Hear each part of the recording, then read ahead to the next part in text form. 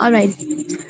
اعوذ باللہ من الشیطان الرجیم بسم اللہ الرحمن الرحیم السلام علیکم ورحمۃ اللہ وبرکاتہ. امید ہے آپ سب لوگ ایمان و صحت کی بہترین حالت میں ہوں گے. آپ سب کو الفوظ ایجوکیشنل فاؤنڈیشن کی لیکچر سیریز کے ایپیسوڈ 4 میں خوش آمدید کہتی ہوں. سیشن کا باقاعدہ آغاز تلاوت کلام پاک سے کرتے ہیں جس کے لیے میں دعوت دینا چاہوں گی مسٹر احسن کو.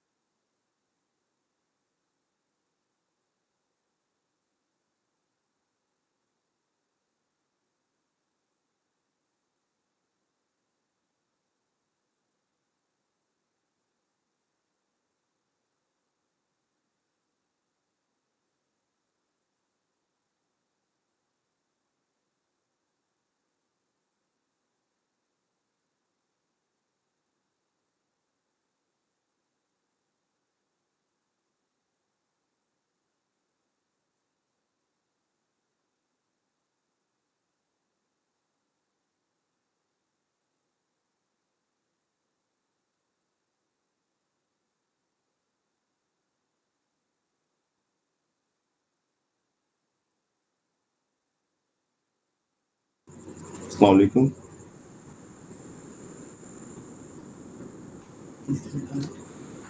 اعوذ باللہ من الشیطان الرجیم. بسم اللہ الرحمن الرحیم. تبارک الذی بیدہ الملک وهو على كل شيء قدير. الذي خلق الموت والحياة ليبلوكم أيكم أحسن عملا وهو العزيز الغفور. الذي خلق 7 سماوات طباقا ما ترى في خلق الرحمن من تفاوت فارجع البصر هل ترى من فطور ثم ارجع البصر كرتين ينقلب إليك البصر خاسئا وهو حسير. صدق اللہ العظیم.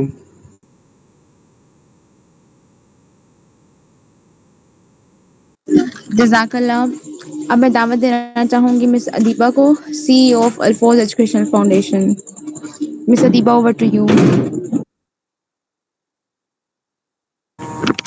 السلام علیکم ورحمۃ اللہ وبرکاتہ. Am I audible to all of you? وعلیکم السلام. یس, you are audible.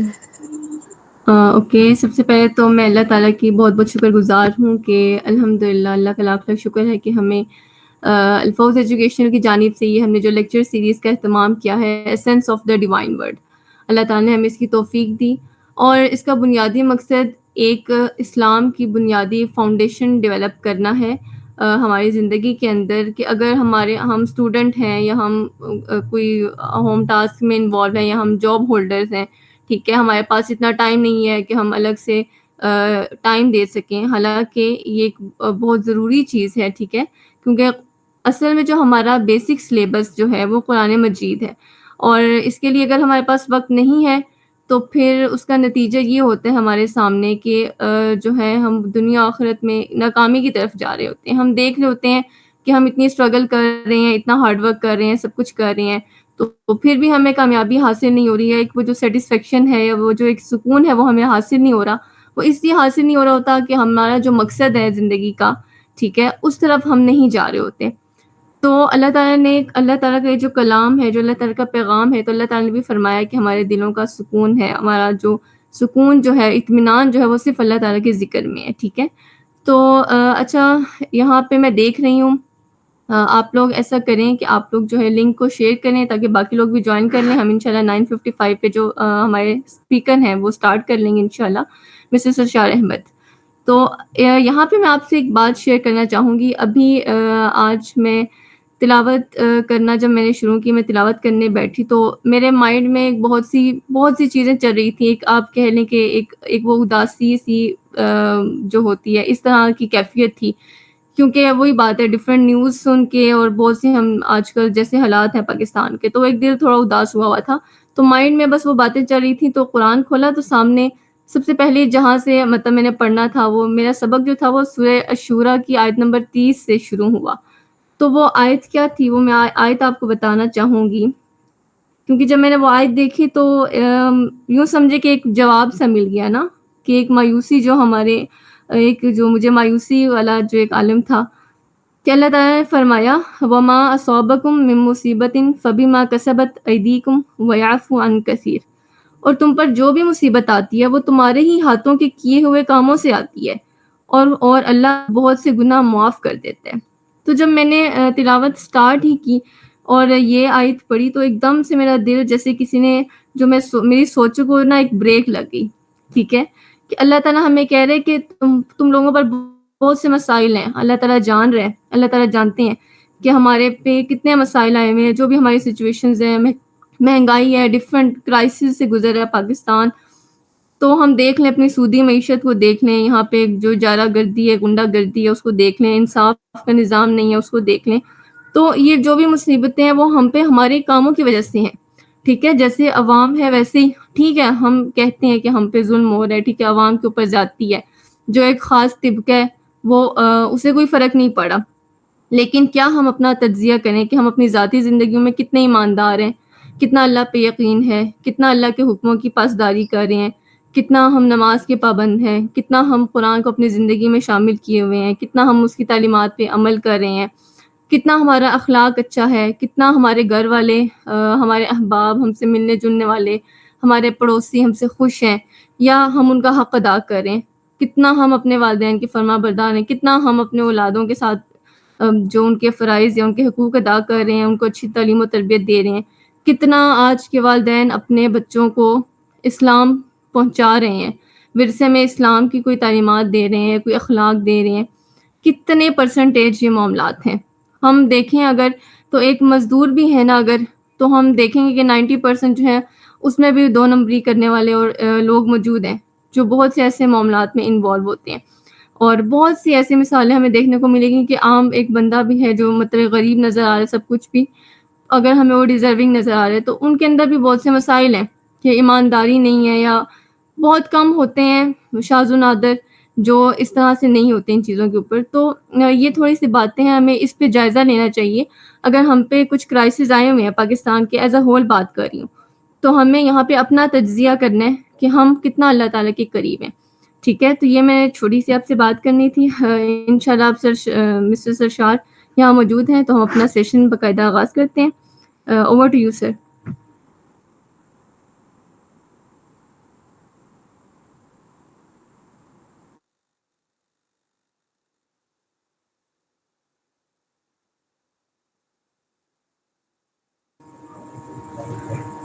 Sir, you can start, please.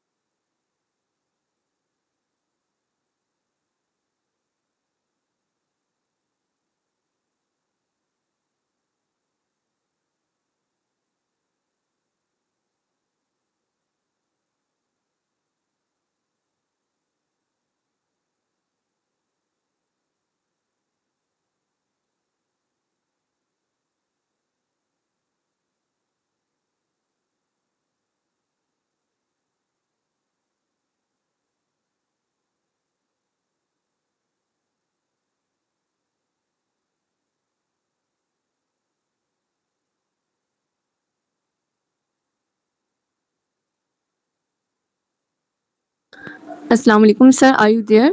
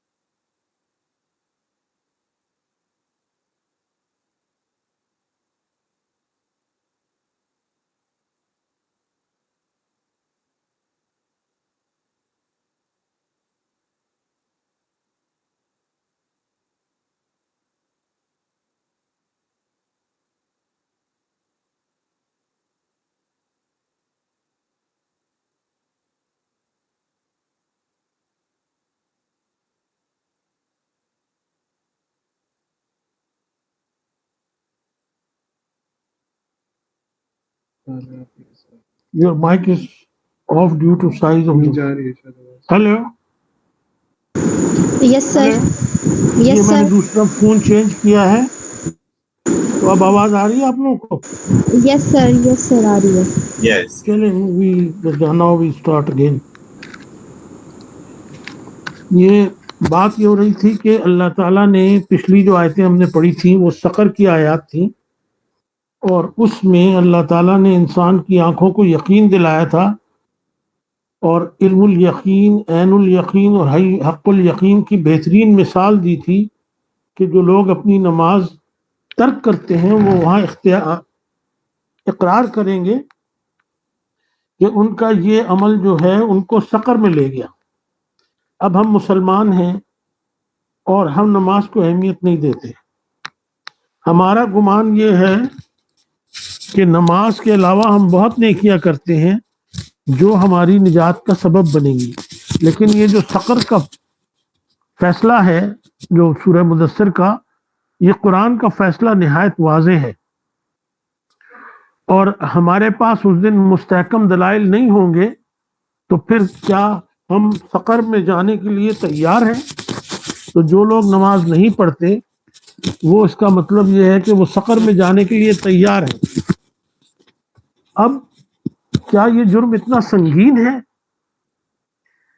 جی ہاں، یہ جرم اتنا سنگین ہے کہ اس سے ایک بے نمازی سے شرک اور تکبر کا اظہار ہوتا ہے. اللہ تعالیٰ نے کہا ہے میں شرک کے علاوہ تمام گناہ معاف کر دوں گا. اگر قرآن کی سورہ روم کی جو ایک آیت ہے، پہلے تو آیت دیکھیے آپ سورہ قصص کی، یہ 28 نمبر آیت ہے، اور اس میں إن الذي فرض عليك القرآن لرادك إلى معاد قل ربي أعلم من جاء بالهدى ومن هو في ضلال مبين. اے رسول صلی اللہ علیہ وآلہ وسلم، جس نے آپ صلی اللہ علیہ وآلہ وسلم پر قرآن کے احکام کو فرض کیا ہے. یہاں پر قرآن کو، پورے قرآن کو فرض قرار دیا گیا ہے کہ قرآن کے احکام کو آپ پر فرض کر دیا گیا ہے. وہ یقیناً آپ کو باز گشت تک پہنچانے والا ہے. کہہ دیجئے میرا رب اسے خوب جانتا ہے جو ہدایت لے کر آیا ہے، اور اسے بھی جو واضح گمراہی میں ہے.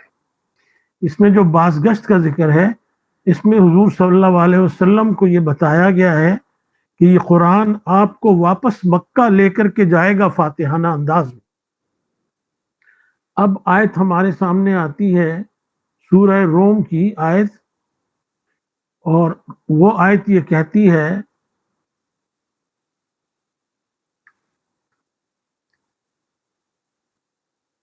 منيبين إليه واتقوه وأقيموا الصلاة ولا تكونوا من المشركين. اس کی طرف رجوع کرتے ہوئے اور اس سے ڈرو اور نماز قائم کرو اور مشرکین میں سے نہ ہونا. اب 3 باتیں اس میں اللہ تعالیٰ نے کہی ہیں کہ اللہ کی طرف رجوع کرو اور اس سے ڈرو اور نماز قائم کرو. رجوع کرو کیا ہے؟ ایمان لاؤ، یؤمنون بالغیب. اور ڈرو کیا ہے؟ ھدی للمتقین. اور کہا نماز قائم کرو اور مشرکین میں سے نہ ہونا. یہ آیت بہت واضح ہے، سمپل ہے، 1 لائن کی ایک آیت ہے. یہ کہتی ہے کہ جو لوگ اللہ سے رجوع نہیں کرتے، اس کا تقوی اختیار نہیں کرتے، وہ نماز نہیں پڑھتے اور پھر وہ مشرکین ہو جاتے. مشرکین میں سے نہ ہونا آیت نمبر 31 ہے سورہ روم کی. اور اس کے بعد اگلی آیت میں جو مسلمانوں کی حالت ہے، جو فرقے کر دیے ہیں، اس فرقوں کے بارے میں اللہ تعالیٰ نے بات کی ہے. من الذين فرقوا دينهم وكانوا شيعا كل حزب بما لديهم فرحون. مفلحون جنہوں نے اپنے دین میں پھوٹ ڈالی اور جو گروہوں میں بٹ گئے، ہر فرقہ اس پر خوش ہے جو اس کے پاس ہے۔ اب جنہوں نے اپنے دین میں پھوٹ ڈالی، دین میں پھوٹ ڈال رہا ہے بے نمازی، اور بے نمازیوں کا ایک گروہ ہے، میں دوسرے گروہ کی بات نہیں کرتے، اور بے نمازی اس بات پہ خوش ہے، یہ اللہ تعالیٰ کو قبول نہیں ہے۔ اب کائنات کی جو ہر شے ہے، یہ سورہ نحل کی آیتیں ہیں، اور یہ بتاتی ہیں کہ کائنات کی ہر شے جو ہے وہ اللہ تعالیٰ کے آگے سجدہ ریز ہے۔ أو يأخذهم على تخوف فإن ربكم لرؤوف رحيم یا انہیں خوف میں رکھ کر گرفت میں لیا جائے، بس تمہارا رب یقیناً بڑا شفقت کرنے والا مہربان ہے۔ أولم يروا إلى ما خلق الله من شيء يتفيأ ظلاله عن اليمين والشمائل سجدا لله وهم داخرون کیا انہوں نے اللہ کی مخلوقات میں ایسی چیز نہیں دیکھی جس کے سائے دائیں اور بائیں طرف سے عاجز ہو کر اللہ کو سجدہ کرتے ہوئے جھکتے ہیں؟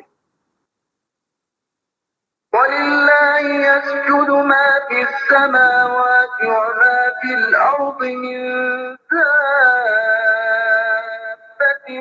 وَالْمَلَائِكَةُ وَهُمْ لَا يَسْتَكْبِرُونَ اور آسمانوں اور زمین میں ہر متحرک مخلوق اور فرشتے سب اللہ کے لیے سجدہ کرتے ہیں اور وہ تکبر نہیں کرتے۔ اب اس میں ہر جاندار جو نباتات حیاتات ہیں یہ بھی جاندار ہیں، سورج چاند ستارے، کیونکہ یہ حرکت کرتے ہیں، ہر حرکت کرنے والی مخلوق، دابتن رینگنے والے جانور، اور ملائکہ، یہ سب اللہ کو سجدہ کرتے ہیں اور یہ تکبر نہیں کرتے۔ انسان ہے جس کو اختیار دیا گیا ہے، اور انسان اپنے اختیار سے بے نمازی تکبر کا راستہ اختیار کرتا ہے۔ جب نماز کا وقت ہوتا ہے، آپ یہ سمجھ لیجئے کل کائنات اللہ کے سامنے ہر وقت سربہ سجود ہوتی ہے۔ جب نماز کا وقت ہوتا ہے تو بھی سربہ سجود ہوتی ہے، لیکن بہت سے بے نمازی ایسے ہیں جو اس وقت اللہ تعالیٰ کو سجدہ کرنے سے انکار کر دیتے ہیں تکبر کی وجہ سے، اور پھر کیا ہوتا ہے کہ وہ شرک کے مرتکب ہوتے ہیں۔ ابھی شرک پہ ہم بات کریں گے کہ مسلمان کیسے شرک کر سکتا ہے۔ اب اللہ تعالیٰ نے سورہ طہ میں کہا، حکم دیا حضرت موسیٰ کو بلا کے اور ان سے خطاب کیا۔ جب انہوں نے اللہ تعالیٰ نے اپنے ایک بندے سے خطاب کیا، اور وہ خطاب جو ہے موسیٰ کلیم اللہ ہے، کیونکہ اللہ تعالیٰ نے ان سے کلام کیا اور کسی بندے سے کلام نہیں کیا۔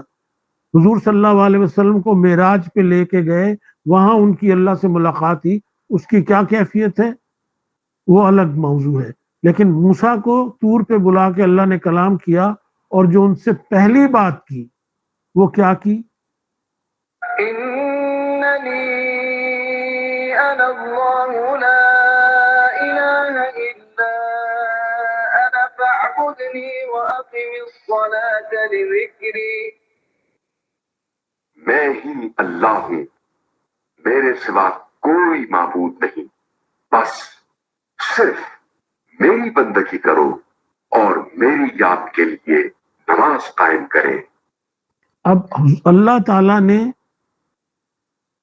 براہ راست حکم دیا حضرت موسیٰ کو، اور جب کلام کیا اپنے ایک بندے سے تو اس سے کہا کہ میری نماز، میری یاد کے لیے نماز قائم کرو۔ اننی انا اللہ، میں ہی اللہ ہوں، انا فعبدنی، میرے سوا کوئی معبود نہیں ہے، پس میری بندگی کرو، واقم الصلاۃ للذکری، یہ حکم براہ راست ایک انسان کو دیا گیا جو اللہ کا پیغمبر تھا، پھر یہ حکم قرآن میں شامل کر دیا گیا، تو اب یہ خطاب براہ راست مجھ سے ہے، آپ سے ہے، ہر انسان سے ہے کہ اللہ ہی ہے جس کی بندگی کرنی ہے اور اس کی یاد کے لیے نماز قائم کرو، اور اس حکم کی ہم براہ راست نفی کرتے ہیں اور اس حکم کی براہ راست نافرمانی کرتے ہیں۔ اب جب یہ نافرمانی ہوتی ہے اور اللہ تعالیٰ کی کل مخلوق سجدہ کرتی ہے تو اس وقت ایک بے نمازی جو ہے وہ اس بات سے انکار کرتا ہے کہ تو میرا معبود نہیں ہے، میں سجدہ نہیں کروں گا، چاہے اس کے دل میں یہ ہے یا نہیں ہے، لیکن اس کا عمل اس بات کا اعلان کرتا ہے۔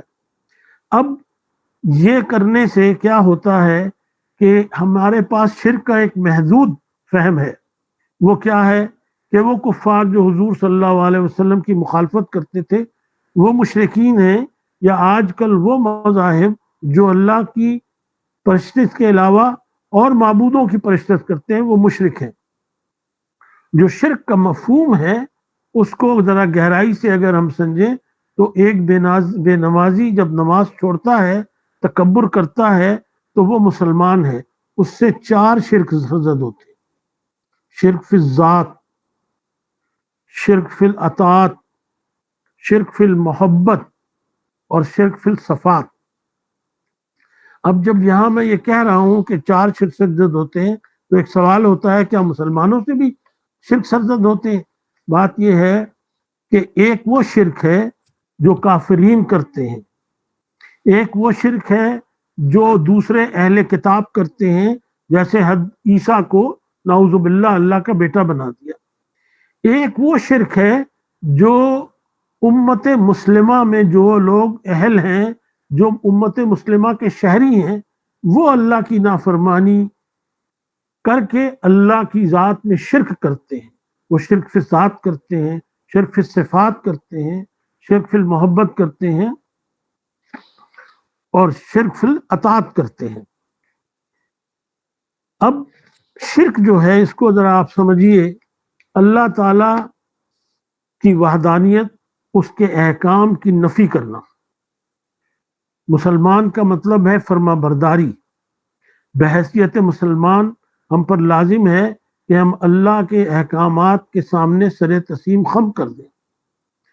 نماز کا حکم قرآن میں 100 مرتبہ سے آیا ہے، اور جب اللہ تعالیٰ نے حضرت موسیٰ کی کلام سے ہم کو براہ راست حکم دیا ہے کہ نماز ادا کرو میری یاد کے لیے، اور اگر اب ہم پر لازم ہے کہ ہم اللہ کا حکم مانیں، بصورت دیگر سخت تنبیہ کی ہے جس کی میں نے مثال سورہ مدثر میں سقر کی دی۔ اگر ہم نماز کے اوقات میں نماز نہیں ادا کرتے تو ہم فیصلہ کرتے ہیں کہ اللہ تعالیٰ کے احکام کی کوئی اہمیت نہیں ہے، ہم اس کی نفی کر سکتے ہیں۔ میں ایک جگہ ملازم ہوں، فرض کیجئے میرا ایک چیف ایگزیکٹو آفیسر ہے، وہ مجھے ایک حکم لکھ کے دیتا ہے کہ جناب آپ میرے ملازم ہیں، اور وہ لکھ کے دیتا ہے کہ آپ مجھ سے دن میں 5 دفعہ ملاقات کریں۔ میں اس کو کبھی مانتا ہوں، کبھی نہیں مانتا، اور کبھی بالکل ہی اگنور کر دیتا ہوں۔ تو وہ مجھے بلائے گا اور کہے گا میں نے آپ کو لکھ کے دیا، میں نے اپنا سائن کیے، مہر لگائی، اور آپ نے کی حکم عدولی کی۔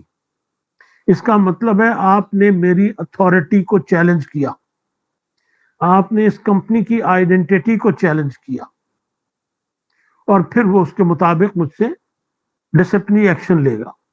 اللہ تعالیٰ نے قرآن کا حکم دیا، 100 مرتبہ سے زائد دیا، حضور صلی اللہ علیہ وسلم نے اس پر اپنی نبوت کی مہر لگائی، اور قیامت تک کے لیے وہ حکم قلم بند کر کے ہمیں قرآن کی صورت میں دے دیا۔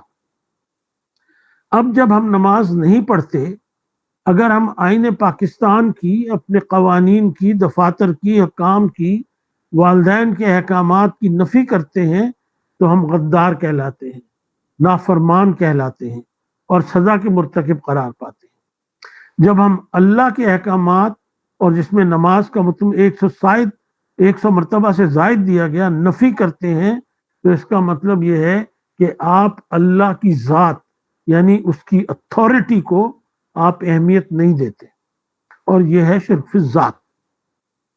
دوسرا شرک ہے فی الاطاعت۔ وہ اطاعت یہ ہے کہ اپنی دنیا میں اپنی دنیا کو برتر اور پریفرنس دینا اور اللہ کے سجدے کو کمتر جاننا، یہ ہے اللہ کی اطاعت میں کسی اور چیز کو شریک کرنا۔ قرآن میں سورہ نور کی آیت ہے،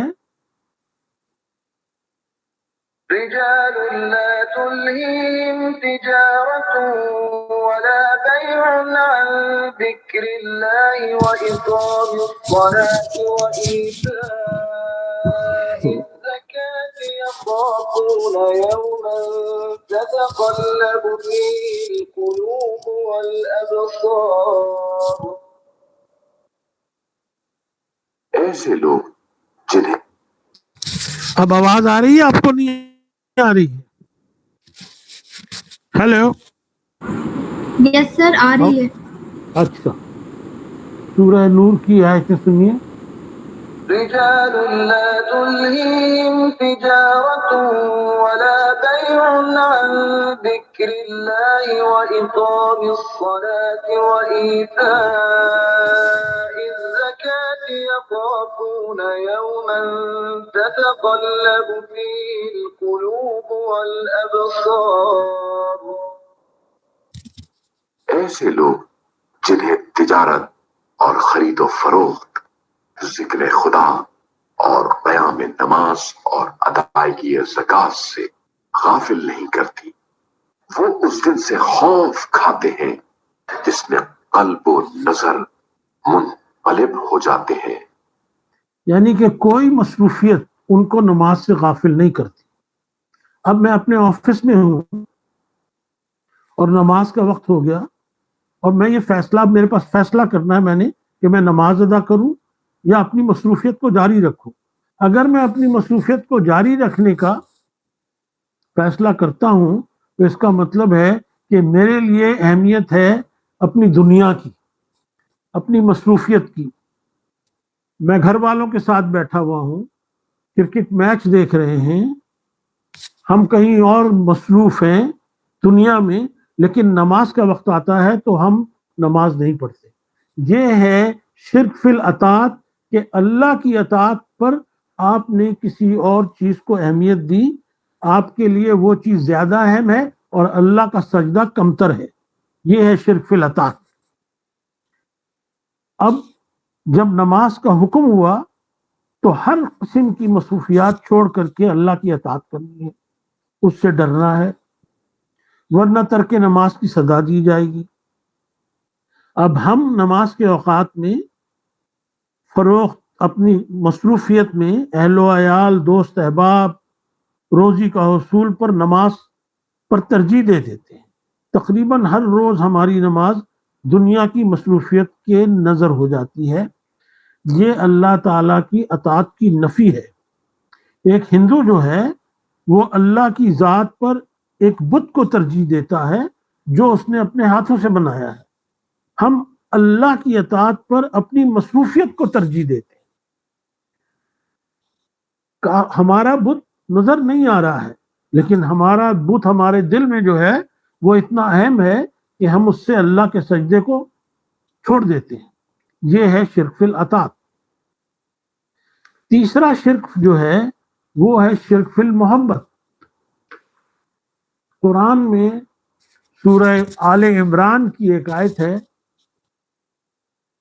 نمبر 31۔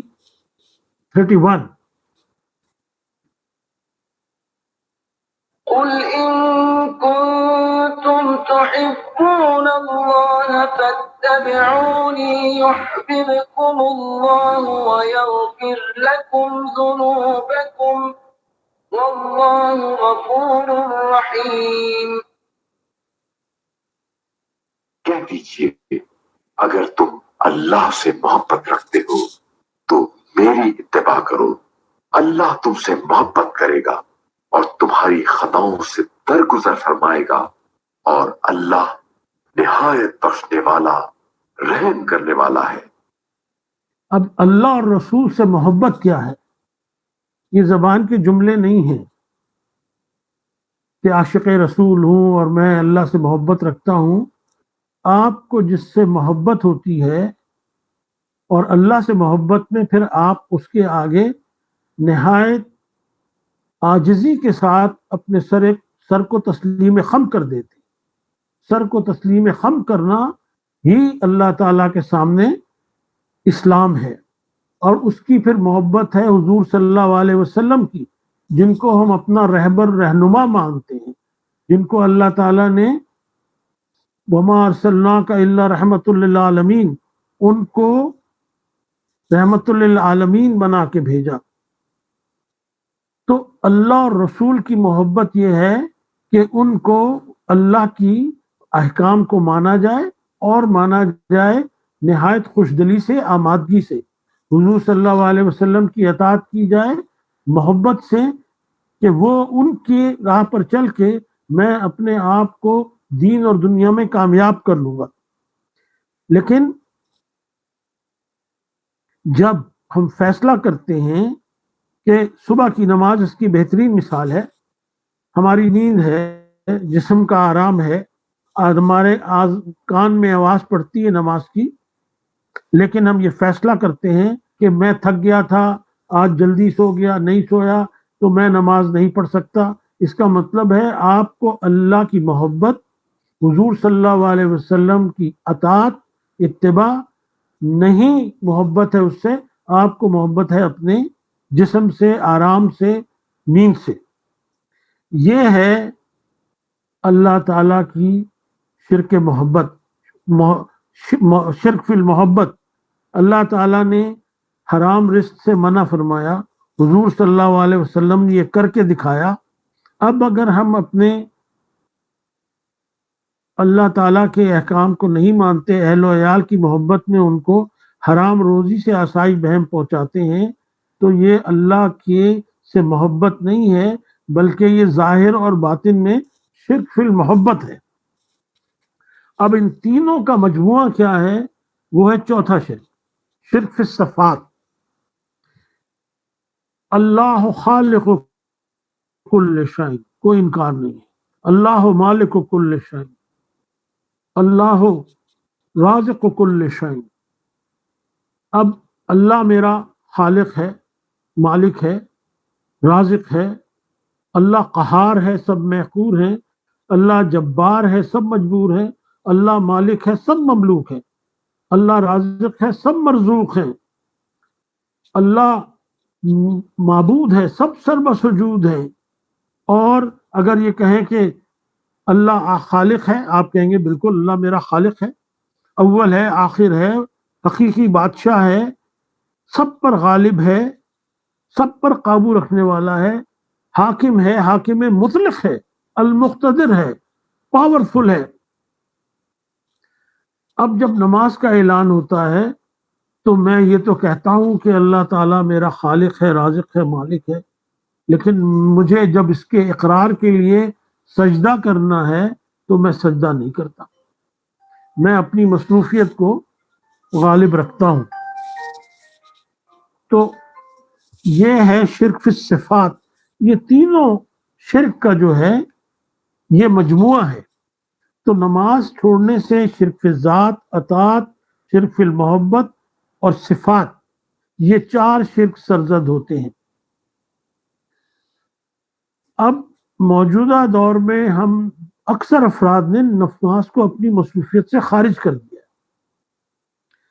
اگر ہم کہتے ہیں مسلمان ہیں تو نماز ہماری مصروفیت کا سب سے اہم حصہ ہے۔ نماز کی پابندی اللہ کا حکم ہے، اس سے اوقات کا ضیاع نہیں ہوتا، آپ ایک ڈسپلن کے پابند ہوتے ہیں۔ اسلام آپ کی کردار سازی کرتا ہے اور آپ کو پھر ایک ڈسپلن دیتا ہے۔ یہ زندگی بامقصد ہے، اس کو بامقصد گزارنا ہے۔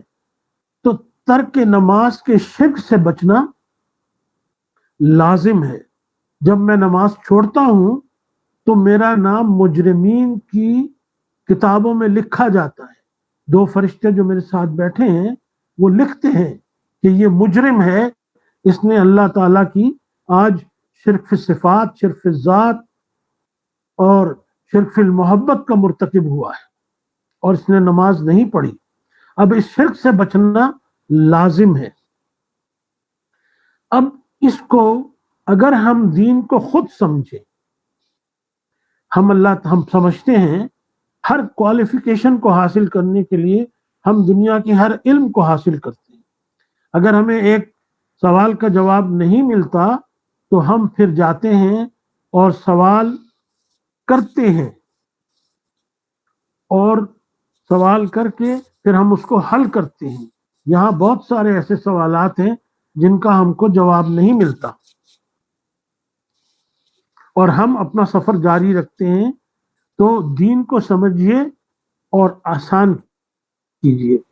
دین میں کچھ رکاوٹیں ڈل گئی ہیں غلط نظریات کی وجہ سے.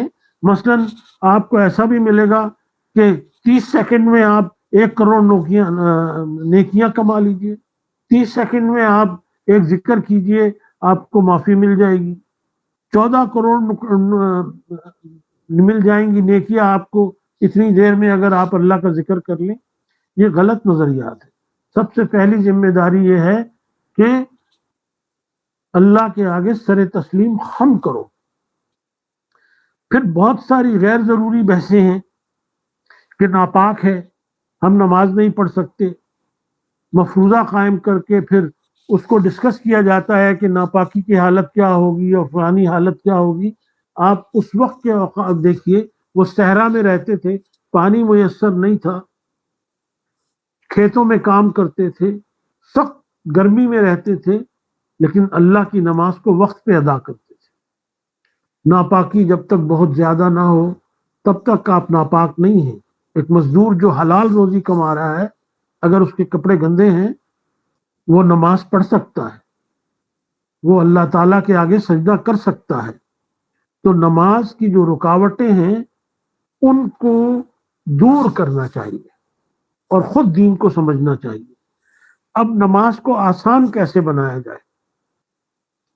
نماز کی رکعت کا تجزیہ کیجئے تو آپ کو ملیں گے فرائض, پھر اس کے بعد آپ کو ملیں گے واجب وتر, پھر سنت ملے گی, اس میں موقدہ غیر موقدہ, اور پھر نوافل ملیں گے.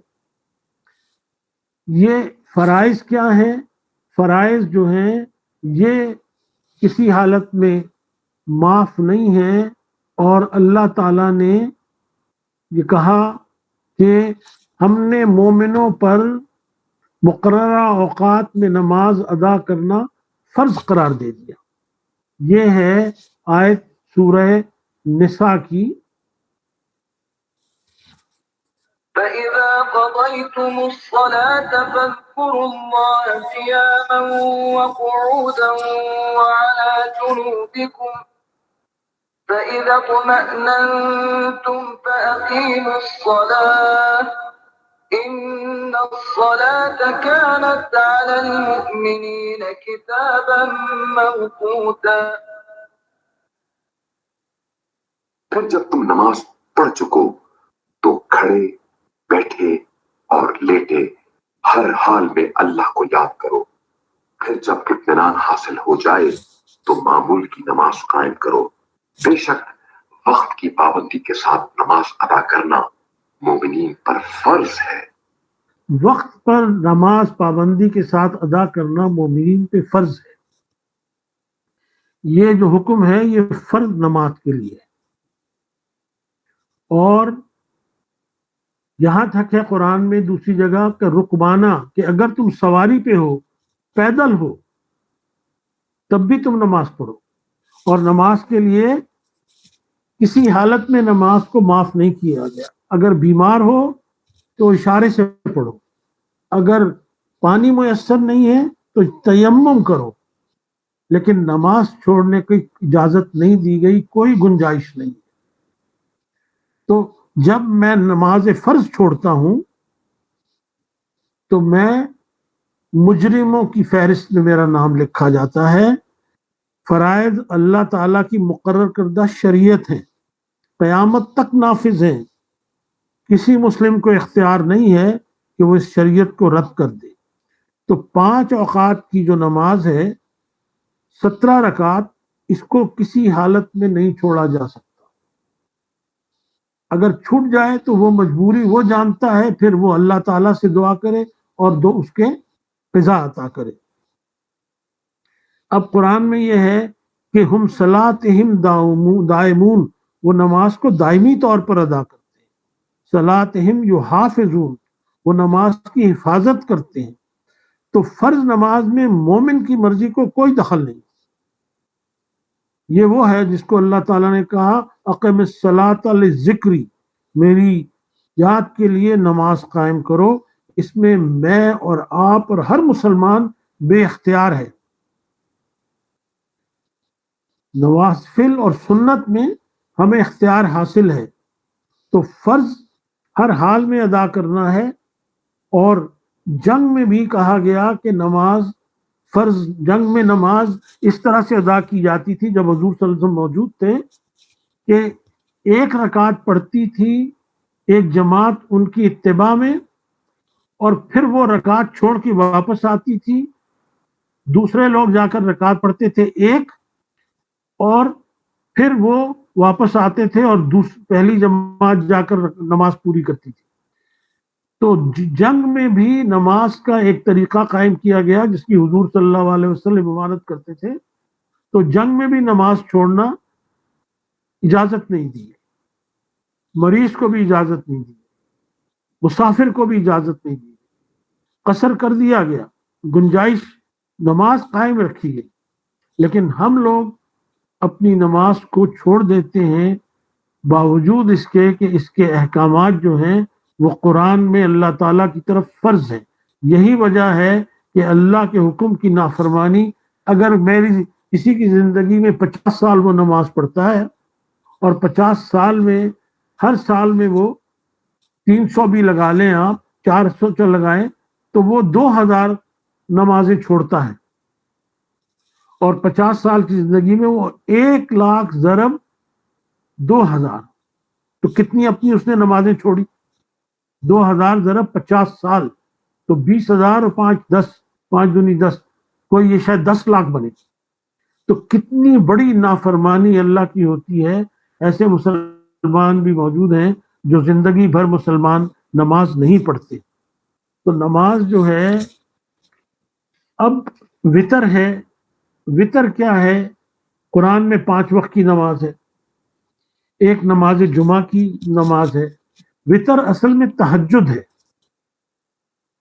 اور اللہ تعالیٰ نے جو پسند فرمایا ہے تہجد کو، تو اس کو واجب کا درجہ حاصل ہو گیا، فرض نہیں کی، اللہ کی پسند کی وجہ سے یہ واجب ہو گئی، اور تہجد کی نماز ہے۔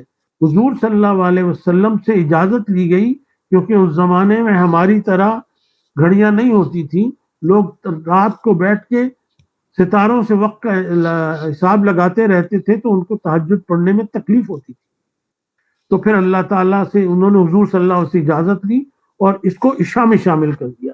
جو 3 رکعت ہم پڑھتے ہیں یہ ہے نماز تہجد کی جگہ پر۔ اس کو ہم اگر رات کو اٹھ کے پڑھیں تو یہ ہماری تہجد ہو جائے گی۔ تو اس لحاظ سے عشاء کی جو نماز ہے وہ صرف 4 فرض ہے۔ تو 17 رکعت صبح سے جمع کریں آپ، 2 فجر، 4 ظہر، 4 عصر، 3 مغرب اور 4 عشاء، یہ 17 رکعت بنتی ہے جو فرض ہے، جس کو چھوڑنے سے آدمی مجرم گنا جاتا ہے اور اس سے شرک سرزد ہوتا ہے۔ اب سنت نماز ہے۔ سنت نماز حضور صلی اللہ علیہ وسلم کے زمانے میں یہ اصطلاح نہیں استعمال ہوتی، یہ اصطلاح بہت بعد میں 100-150 سال کے بعد جب دین پر کام شروع کیا گیا تو انہوں نے کہا کہ وہ نماز جو حضور صلی اللہ علیہ وسلم تاکید کے ساتھ ادا کرتے تھے اور تاکید کرتے تھے وہ ہے سنت موقدہ، اور جو وہ کبھی کرتے تھے کبھی نہیں پڑھتے تھے، تاکید اتنی نہیں کی، وہ ہے سنت موقدہ. تو یہ تھی اس وقت حضور صلی اللہ علیہ وسلم کے زمانے میں یہ نفل ہی نماز تھی. بعد میں اصطلاح دے دی گئی لوگوں کی آسانی کے لیے، دین سکھانے کے لیے. اب حضور صلی اللہ علیہ وسلم کی حدیث ہے کہ جو کوئی دن میں 12 رکعت نماز نفل ادا کرے وہ جنت میں ایک گھر بنا لے. جو چاہے جنت میں گھر بنا لے، وہ 12 رکعت نفل ادا کرے. یہ نفل کی حقیقت کیا ہے؟ کہ قرآن میں ہے کہ تم اللہ کا قرب حاصل کرو نفل کے ذریعے. اللہ کی راہ میں خرچ کرنا اپنی مرضی سے، اللہ کی یہ نفل ہے، نوافل میں شامل ہوتا ہے. اللہ کا ذکر کرنا جو اللہ فرض نہیں کیا اللہ تعالیٰ نے، وہ نوافل میں شامل ہوتا ہے. آپ زکوٰۃ عطا کریں وہ فرض ہے، اور اللہ کی راہ میں ویسے خرچ کریں تو وہ نفل ہے. تو جب انسان نفل کرتا ہے کام تو وہ اس کا ایک مطمع نظر ہوتا ہے کہ وہ اللہ کی قربت حاصل کر لے. تو اگر حضور صلی اللہ کی سنت کے لحاظ سے اس کو دیکھا جائے تو حضور صلی اللہ علیہ وسلم کی جو سنت ہے اس کے دو پہلو ہیں. ایک ان کی سنت اعمال ہے اور ایک ان کی سنت احوال ہے. حضور صلی اللہ علیہ وسلم کو اللہ تعالیٰ نے قرآن ان پر نازل کیا، ان کو تعلیم و تفہیم کے لیے ہمارا رہنما بنایا، حاکم بنایا، معلم بنایا. حضور صلی اللہ علیہ وسلم نے اپنے قول سے، فعل سے اور عمل سے اللہ تعالیٰ کے قانون کی تشریح کی. آپ کے اقوال، احوال، اوصاف، عادات، معاملات، سیرت، یہ سب سنت ہے، اور اس کی پیروی جو ہے یہ اس اللہ حضور صلی اللہ علیہ وسلم کے اسماء حسنہ کی پیروی ہے. اب جو سنت ہیں یہ حضور صلی اللہ علیہ وسلم کے اسماء حسنہ کا ایک بہترین جز ہے اور اہم جز ہے. ہم سنت کو دو حصوں میں تقسیم کریں. ایک ہے سنت اعمال، یہ وہ پہلو ہے جس سے ہم کو نجات ملے گی، یہ عملی پہلو ہے. اس کی تشریح یہ ہے کہ وہ اعمال کیے جائیں جو حضور صلی اللہ علیہ وسلم کرتے تھے، اور جن چیزوں سے آپ منع کرتے تھے وہ نہ کیے جائیں. مثلا کبیرہ گناہ، صغیرہ گناہ، سچائی، امانت، ایفاء عہد، صبر، رحم، سخاوت، بد کلامی، غیبت، چغلی سے اجتناب، خاکساری، ملازم سے حسن سلوک، اہل و عیال سے ایثار، محبت، سب سے بڑھ کر عدل و انصاف. تو ہم اپنے آپ کو جب دوزخ سے بچانے کی فکر کریں گے تو ہم کو سنت اعمال پر عمل کرنا ہوگا. حضور صلی اللہ علیہ وسلم کو اللہ تعالیٰ نے ہمارے لیے ماڈل بنا دیا، اور قرآن میں کہا اللہ تعالیٰ نے سورہ تحریم میں، اور ہم پر ایک ذمہ داری لگائی، ہر گھر میں ایک فرد ایسا ہونا چاہیے. يا أيها الذين آمنوا قوا أنفسكم وأهليكم نارا وقودها الناس والحجارة عليها ملائكة غلاظ شداد لا يعصون الله ما أمرهم ويفعلون ما يؤمرون. اے ایمان والو، اپنے آپ کو اور اپنے اہل و عیال کو اس آگ سے بچاؤ جس کا ایندھن انسان اور پتھر ہوں گے. اس پر تند خو اور سخت مزاج فرشتے مقرر ہیں جو اللہ کے حکم کی نافرمانی نہیں کرتے، اور جو حکم انہیں ملتا ہو اس سے بجا لاتے ہیں. اب یہ بات مجھ سے اور آپ سے کہی جا رہی، تو ہم اپنے اہل عیال کو آگ سے کیسے بچائیں؟ اگر اللہ کا حکم جو ہے ان کے سامنے رکھو، اللہ تعالیٰ کی نافرمانی سے نہیں سے روکو جو اللہ نے منع کیا ہے. اگر وہ تمہاری اطاعت کریں تو تم نے ان کو جہنم سے بچا لیا. اگر نہ مانے، نافرمانی ہوئی تو تم نے اپنا فرض ادا کر دیا. اولاد کے بارے میں یہ حکم 7 سال کی ہو جائے تو اس پر نماز کی عادت ڈالو. ہم آج کا یہاں اختتام کرتے ہیں اور یہ سلسلہ نماز ترک نماز شرک ہے، اس کے لیے ہمیں ایک اور سیشن چاہیے ہوگا. جو باتیں میں نے آج کی ہیں وہ نہایت سادہ ہیں، اس میں کوئی سوال ایسا، آج ذرا ٹائم کی کمی ہے، کچھ ٹائم ہمارا پہلے ضائع ہو گیا، تو ہم اس کا یہاں اختتام کرتے ہیں، اور انشاءاللہ تعالی اگلے سنڈے جیسے بھی ٹائم مقرر ہوگا تو اس وقت ہم پھر دوبارہ اس پر غور کریں گے، اور اپنے آپ کو اللہ کی نافرمانی سے بچانے کا اہتمام ہم کو کرنا چاہیے. آج تک جو بات سمجھ آئی ہے وہ بہت مفصل ہے، کلیئر ہے، اس میں کوئی شک نہیں ہے. اگر میں نماز نہیں پڑھتا تو مجھے کل سے شروع کرنی چاہیے. اوور ٹو ادیبہ.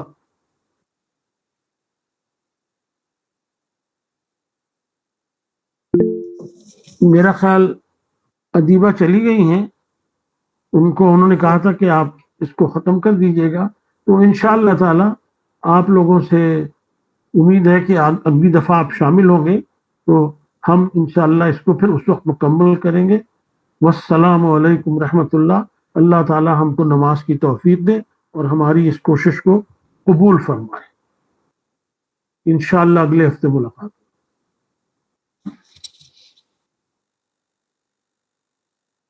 آمین. جزاک اللہ خیر. اللہ حافظ سب کو.